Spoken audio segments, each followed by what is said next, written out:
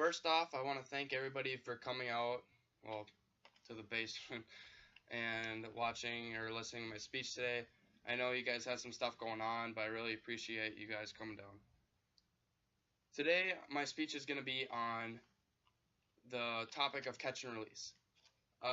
In the fishing industry, it's a really big topic going on right now. Not a lot of people know about it, but the people that are actually listening around to what's going on in the world of fishing, they'll know exactly what I'm talking about. The biggest problem with fishing today is everybody thinks they're pro fishermen and they try to release their fish like the pros, and it's not like that. A lot of the fish that actually are released today end up dying. It's because of the poor handling of the fish and poor equipment used when they're catching fish.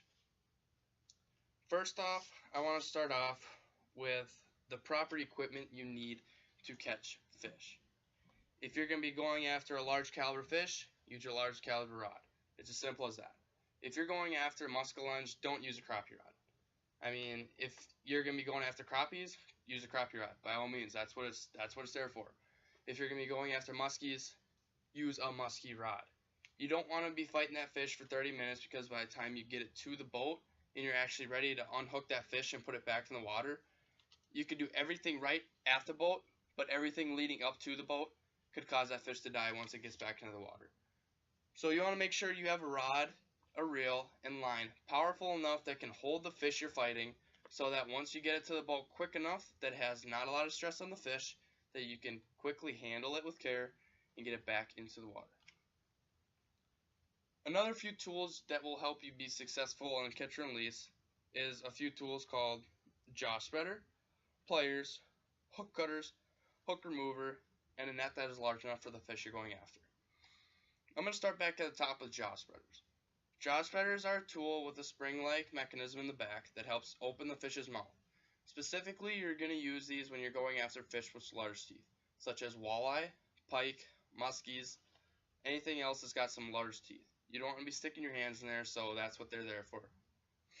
You put them in so you can fit pliers in there and get the hooks out, because you definitely don't want to be sticking your hand in there. Next, the pliers. Pliers comes in a wide variety of sizes.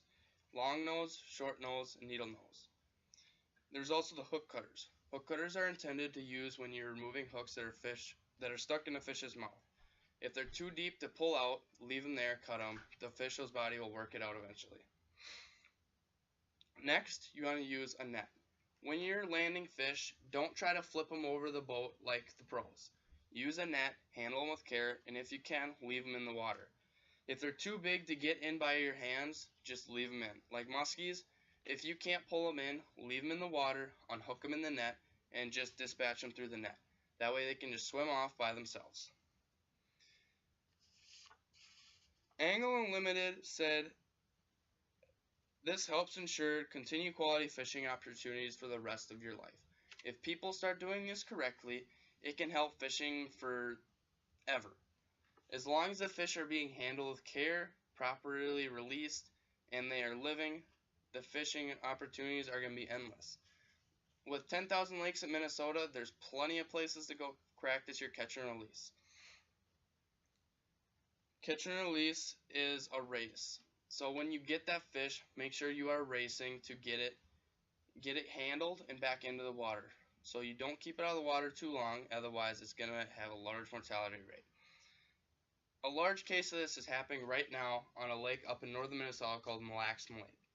So a lot of people go up there for the famous walleye fishing every summer or even wintertime. Right now they have a low bag limit of 1 fish per person per day because there's so many fish that are in the small range. They're trying to get the size bag back up to the larger size, average size fish. So a lot of people go up there, catch a ton of fish, and release them and take 1 fish home. The problem with that is the fish are being overcaught and overhandled. So people are whipping them in. They're not taking care of them. They're just ripping hooks out and just tossing them back in. Little they know, almost 15% of those fish are swimming back down to the bottom of the lake to die. The biggest problem with that is, on the surface, you see there's tons of people catching fish. It looks like a great time. But once you get down to the bottom, if you could actually see the bottom, 15% of the lake dies. they're just at the bottom because they're overhandled, they're exhausted, and they don't have their energy to swim off. And when a fish can't swim, it cannot breathe. A fish swimming is how it gets air through the gills. The gills is almost equal to the lungs of the person. So imagine if somebody were to take your lungs, squeeze them until you have no more energy to breathe on your own, and just let you lay. It's almost like needing CPR, but nobody will give it to you. So that's the biggest problem with Mille Lacs is people are overhandling the fish. So I want to get out there and help spread these articles so people will know how to properly handle fish. My biggest problem is everybody fishes the lakes around the metro, like around Minneapolis, St. Paul, and down here in southern Minnesota, and they're just thoughtless fishermen. They don't know how to do this because they never practice. The thing is, you need to know how to do this before you go fishing and catch and release. If you're going to go out there and plan on keeping everything you catch until you get to your limit, go right ahead. There's no problem with that. But if you're going to be going out there and you're going to be catching a whole bunch of fish and you don't know how to release them properly and they're all going to end up dying, I don't see the difference between releasing them and keeping them. So my biggest thing with catch and release is we need to spread the knowledge about how to properly handle fish, use the proper equipment, and the proper procedures.